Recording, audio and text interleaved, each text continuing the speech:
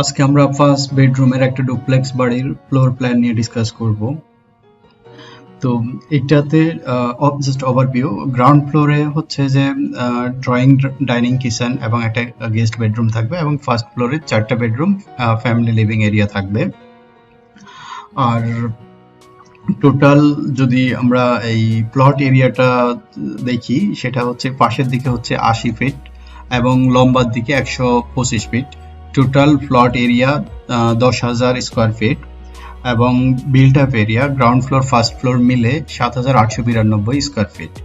আর এটার approximate cost ধরা হচ্ছে 55 লাখস। এই কস্টটা টোটালি ডিপেন্ড করে ফিনিশেসের উপরে।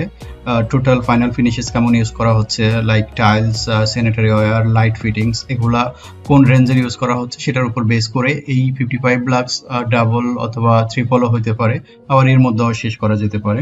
এটা ডিপেন্ড করে টোটালি যে ক্লায়েন্ট বা যে বানাবে তার পছন্দ এবং বাজেটের উপর।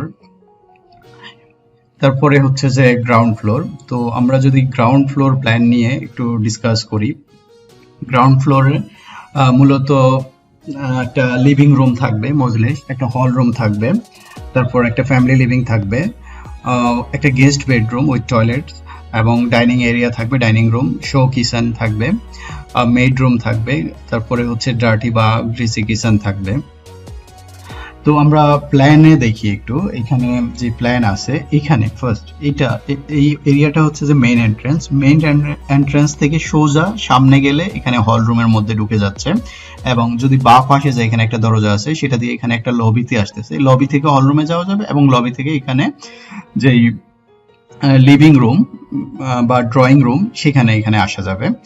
তারপরে হল থেকে যদি বাঁ পাশে যাই আমরা, এখানে এই অংশটা এটা হচ্ছে যে হ্যান্ড ওয়াশ, একটা টয়লেট আছে, কমন টয়লেট। তারপরে সেখান থেকে একটু সামনে গেলে এটা হচ্ছে যে ডাইনিং রুম, ডাইনিং এরিয়া। তারপরে এটা হচ্ছে শো কিচেন, সামনে just show kitchen, pantry. Show kitchen থেকে করিডোর দিয়ে বের হয়ে সামনে আসলে এইখানে এটা হচ্ছে মেড রুম, মেড টয়লেট, তারপরে এখানে লন্ড্রি রুম।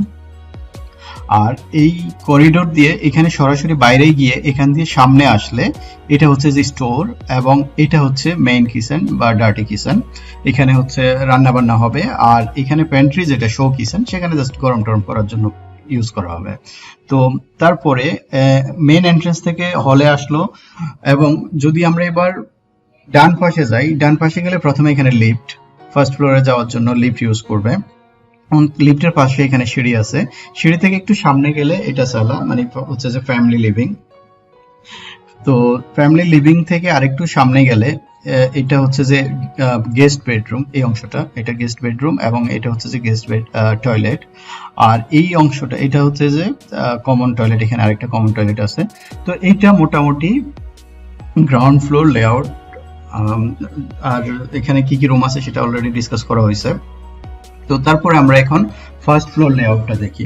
ফার্স্ট ফ্লোর লেআউটে মূলত এখানে একটা প্যান্ট্রি আছে, তারপরে ফ্যামিলি লিভিং এরিয়া আছে, একটা মাস্টার বেডরুম উইথ টয়লেট, আরো 3টা বেডরুম আছে এবং ওপেন টেরেস আছে। তো আমরা যদি ফ্লোর প্ল্যানের মধ্যে এই বিষয়গুলো দেখি, এটা হচ্ছে যে লিফট অথবা সিঁড়ি, এখান দিয়ে উঠলে সরাসরি প্যান্ট্রি থেকে এখানে একটা করিডোর, এই করিডোর দিয়ে যদি এখানে সামনে আসলে এই যে ডোর, এইটা দিয়ে এটা হচ্ছে যে ফার্স্ট একটা বেডরুমে আসবে এবং এইটা বেডরুমের টয়লেট, অ্যাটাচ টয়লেট বেডরুমের সাথে। এবং এখান দিয়ে আরেকটু সামনে গেলে এখানে আরেকটা বেডরুম, এটা এই অংশটা, এবং এটা হচ্ছে এই বেডরুমের টয়লেট।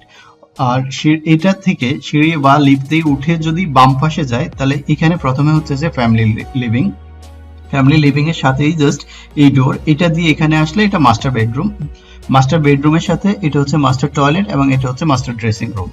এবং ফ্যামিলি লিভিং এর সাথে আরেকটা বেডরুম এখানে কানেক্টেড, এই বেডরুম, এবং এটা হচ্ছে বেডরুমের সাথে বেডরুম টয়লেট। আর আরেকটু সামনে গেলে এটা হচ্ছে যে ওপেন টেরেস, এটা হচ্ছে উইন্টারে হয়তো এখানে বসে রাখার জন্য ব্যবস্থা করা হবে। আর এই যে রাউন্ড দেখা যাচ্ছে এটা হচ্ছে সিঁড়ি, এটা হচ্ছে গ্রাউন্ড ফ্লোর থেকে সরাসরি ছাদে চলে আসছে। আর এখানকার যে সিঁড়িটা বা এই লিফট, এটা হচ্ছে যে ground floor to first floor পর্যন্তই থাকবে। তো এটা হচ্ছে মোটামুটি ফার্স্ট ফ্লোর। আর তারপরে হচ্ছে যে রূপে তেমন কিছু নাই, জাস্ট প্লেন রূপ, ওখানে এমএপি বিভিন্ন ইকুইপমেন্ট থাকবে। এটা মোটামুটি ভেরি সিম্পল, কোনো সুইমিং পুল বা এডিশনাল জিম টিম এগুলা কোনো কিছু নাই। তো এই প্ল্যান রিলেটেড যদি কোনো কোশ্চেন থাকে, কোনো ইনকোয়ারি থাকে, ভিডিও ডেসক্রিপশনে আমার ইমেল অ্যাড্রেস আছে, সেখানে ইমেল করলে আমি ট্রাই করব এই রিলেটেড যে কোনো ধরনের কোয়ারি রেসপন্স করার জন্য। Thank you.